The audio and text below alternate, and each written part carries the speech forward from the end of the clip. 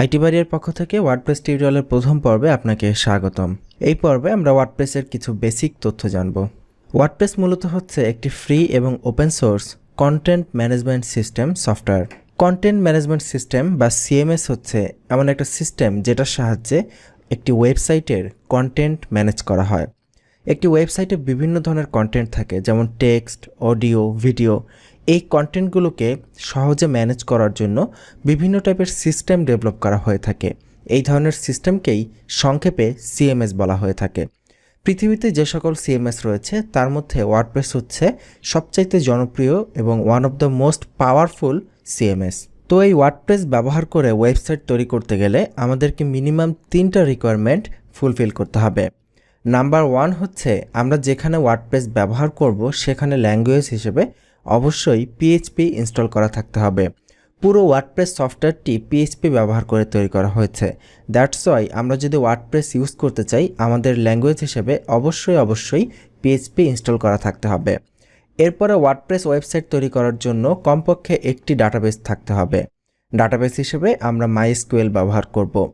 যারা জানেন না ডাটাবেস কি, তাদের উদ্দেশ্যে বলছি যে ডাটাবেস হচ্ছে মূলত এমন একটি সুবিন্যস্ত উপায় বা এমন একটি সুবিন্যস্ত প্রক্রিয়া যেখানে আপনার ওয়েবসাইটের বিভিন্ন ডাটা বা বিভিন্ন কন্টেন্টের যে ডাটাগুলো আছে সেগুলো part by part, table by table সুন্দর করে সাজানো গোছানো উপায়ে একটা জায়গায় থাকবে।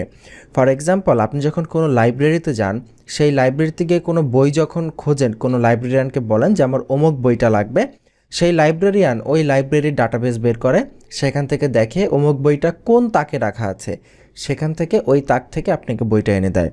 যেমন তার কাছে পুরো লাইব্রেরির একটা ডাটাবেস থাকে, কোথায় কি আছে এক্স্যাক্টলি একই রকম একটি ডাটাবেস আপনার ওয়েবসাইটেরও থাকতে হবে, যেই ডাটাবেসে আপনার ওয়েবসাইটের কন্টেন্টগুলো সুবিন্যস্ত উপায়ে সাজানো গোছানো থাকবে।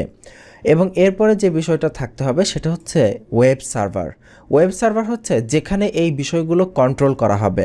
যে ফর এক্সাম্পল, আপনি যদি কোনো হোস্টিং কোম্পানির কাছ থেকে কোনো হোস্টিং কেনেন, সেই হোস্টিংটা হবে আপনার ওয়েব সার্ভার। এখানে ওয়েব সার্ভার হিসেবে অ্যাপাচি ব্যবহার করব আমরা।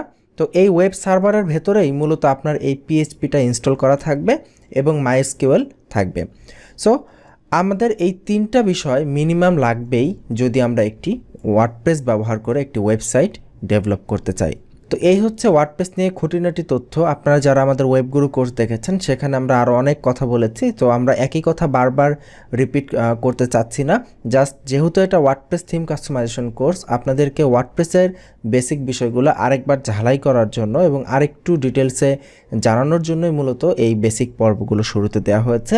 তো আশা করি বুঝতে পেরেছেন। আগামী পর্বের আমন্ত্রণ রইল। ভালো থাকবেন। আল্লাহ হাফিজ।